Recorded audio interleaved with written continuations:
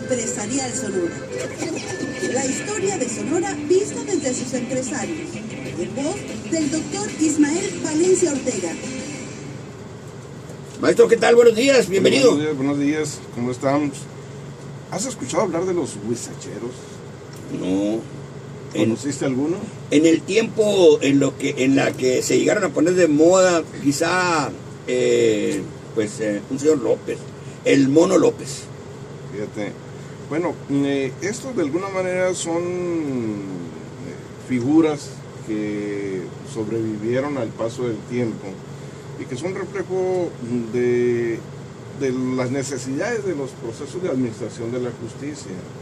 Y sobrevivieron de alguna manera porque obviamente las sociedades no forman los cuadros, no cuentan con los cuadros suficientes para atender, por un lado, desde la perspectiva del Estado, pero también desde la perspectiva del ciudadano, de aquel que necesita que sea revisado, que sea valorado su caso, su situación de orden legal de cualquier tipo ante los tribunales, ¿verdad? Hay también todavía actualmente gente que vive del préstamo en gran escala, porque las instituciones bancarias o las instituciones crediticias se van por pesos tronchados, ¿no? Tienes que tener dos para que te presten uno, cuando menos, y ya está muy cargado porque generalmente van 10 contra 1, o sea, aumenta pues la propiedad en riesgo. Necesariamente la institución bancaria exige mucho y hay ocasiones en que ya están hasta el tope en las instituciones bancarias gente de empresas de gran tamaño y tienen que recurrir a leoninos créditos directos, pero mediante entrega el acta de nacimiento de los hijos también, pues, o la propiedad aquella que el banco no quiso. Exactamente. Bueno, pues esa es una situación precisamente a la que aludes tú, de cómo las economías a veces crecen tanto que necesitan atenderse múltiples cuestiones como organización empresariales, representar a la formación de nuevas empresas o sociedades, sociedades en este tipo por acciones, y México, y en Sonora en particular, ha vivido épocas de ese tipo en que repunta mucho la organización, pero también los problemas que implica la relación económica entre socios alrededor de una empresa que puede ir en su momento determinado en bonanza, ir en crecimiento, pero a veces ir en declive también. Y ese es cuando empieza a verse y aparecer figuras como estas, cuando los juzgados no se dan abasto para atender tantos problemas, tantas denuncias, demandas, un lado de los bancos, otra de tipo personal, de tipo individual. Y esto uno puede verlo en el presente, pero es una constante que podemos encontrarla también en el siglo anterior, en el siglo XX o en el siglo incluso XIX. Y en ese sentido uno piensa, bueno, ¿y cómo le hacen? O cómo se atienden, o cómo se han atendido estas situaciones desde la perspectiva de quienes llevan los casos, las representaciones, cuando se saturan es precisamente los juzgados. Yo en lo personal he encontrado situaciones que aparecen, por un lado, los litigantes como estos, como los huizacheros, los representantes, y que para buscar una solución específica, por no decirla, y en el caso que yo lo veo así lo dice, a favor de quien demanda la situación. Ya hemos visto en casos anteriores aquí mismo de situaciones donde precisamente incluso aparecen los jueces a veces tomando parte por alguno de los que están en conflicto en esta cuestión. Pero yo encontré un caso muy especial relacionado por allá en el caso de Magdalena, de un Leopoldo Valencia, que se dirige a Rafael Escobosa, un comerciante de Guaymas, donde le dice que salió intempestivamente de Imuris hacia Imuris, y con la intención de ver un juez precisamente, y señalaba, dice, que los trabajos que él iba a hacer pues le incumben a él y que le tocaba cooperar para hacer méritos, y dice entre paréntesis, privados. Es decir, que eso debe de quedarse ahí en la carta y entre Escobosa y él nada más. Es decir, hacía mérito para que obviamente el juez de alguna manera tomara posición respecto de uno de los casos, a favor de alguno de los casos de ellos.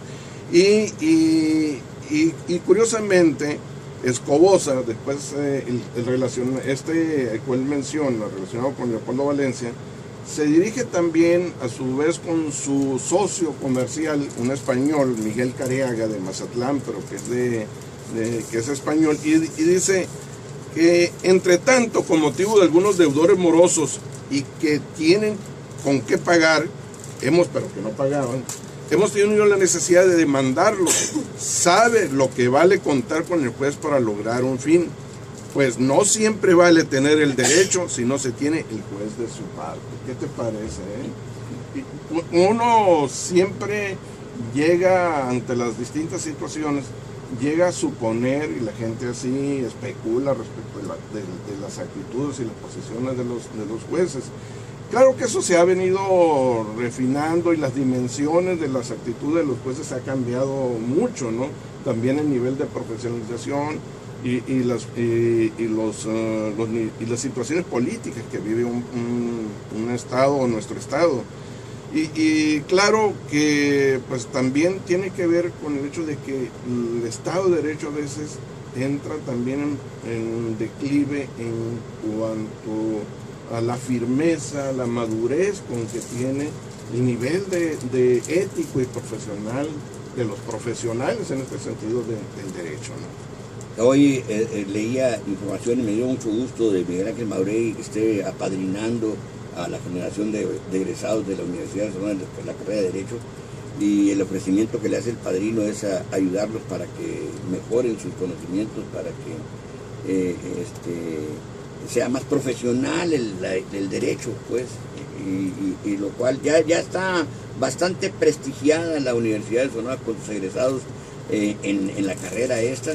Las cosas definitivamente se han cambiado a nivel pues impartición de la justicia.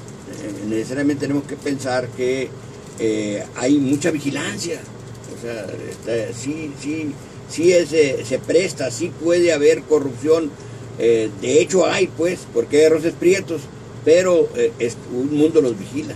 Sí, mira, esas cuestiones yo creo que no se pueden evitar, ¿no? Lo que se tiene que hacer es vigilar, como lo señalas tú, crear los medios en las instancias, y de hecho en la administración de la justicia hay formas precisamente de observar los comportamientos de quienes son responsables de administrar la justicia. Pero obviamente en lo que aquí nos incumbía tiene que ver con los empresarios, pues precisamente, porque se señala constantemente que todo el aparato de administración de justicia suele ser flexible con respecto al poder económico, y sobre todo en periodos particulares como, digamos, finales del siglo XIX, entre 1880 y 1900, donde el sector empresarial pues obviamente entra en esta vorágine de necesidades de justicia, de administración de justicia, porque el Código Comercio existía, pero su vigencia todavía estaba en duda, no porque no se hubiese votado, sino porque el tomarlo y actuar a partir de las normas que establecía el Código Comercio, pues todavía no se aplicaban del todo. Es como se dice, se hace la ley, pero su aplicación, quién sabe, ¿verdad?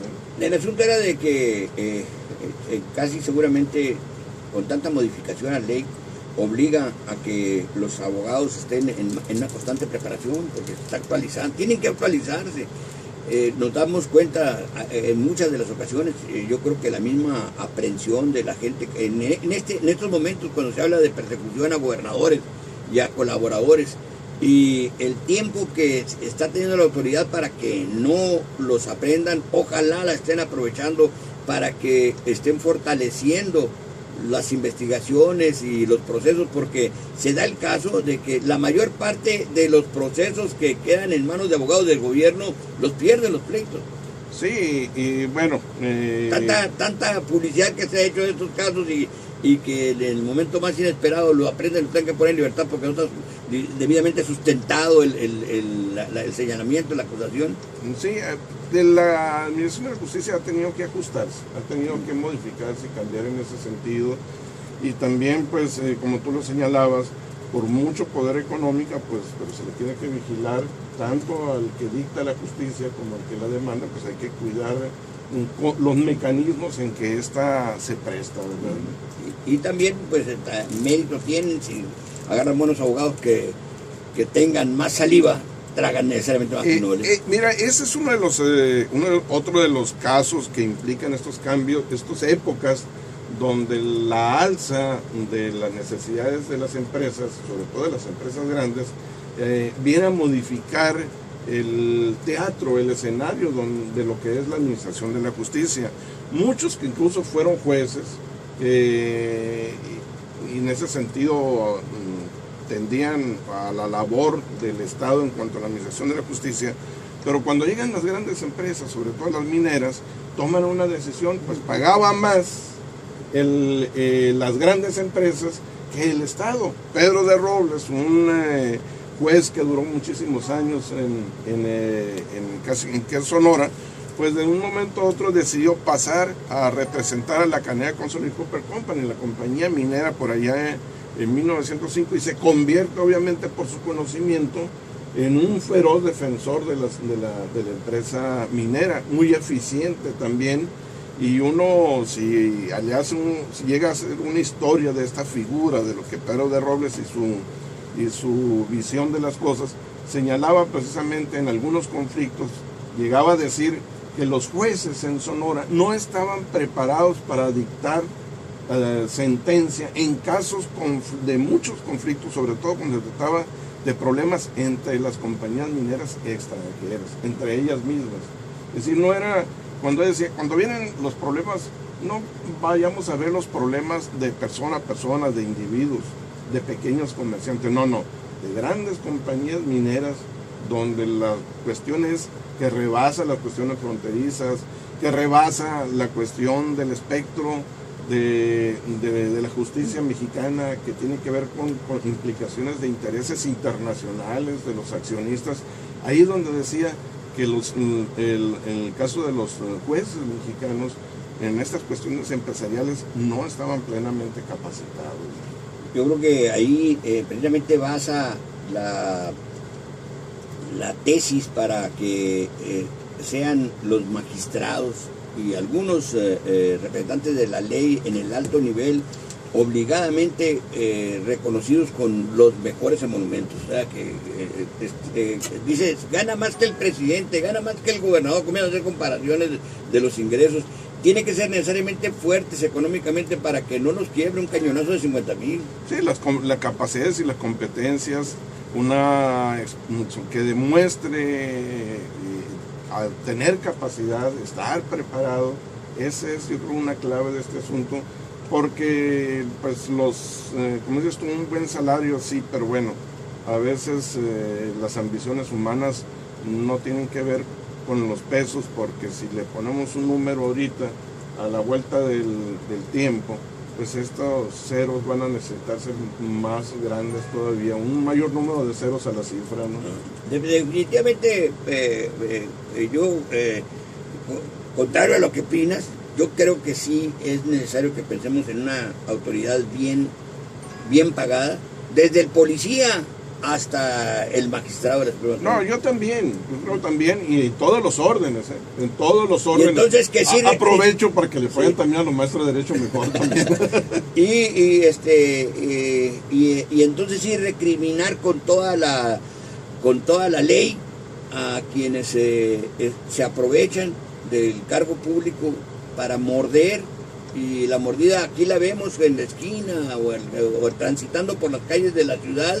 Nos damos cuenta del último eslabón, que puede ser el agente policíaco, pero allá donde no se ve, donde se hace la sorda con depósitos, y también esos son altamente recriminables. Sí, sobre todo la nueva justicia penal oral, pues ahí en este caso, desde el policía tiene que saber lo que va a hacer. Hay un procedimiento que empieza desde la detención hasta el momento mismo en que se lleva a cabo el juicio. Y a los medios de comunicación también nos lleva a estas reformas porque hay una ley mordaza en ciernes ahí que comienza también a ventilarse y a protestarse por grupos activistas y también por conocedores de este tema. Pues Ismael, aquí termina el tiempo que le corresponde a esta sección. Muchas gracias y nos vemos el próximo domingo. Hasta luego, adiós.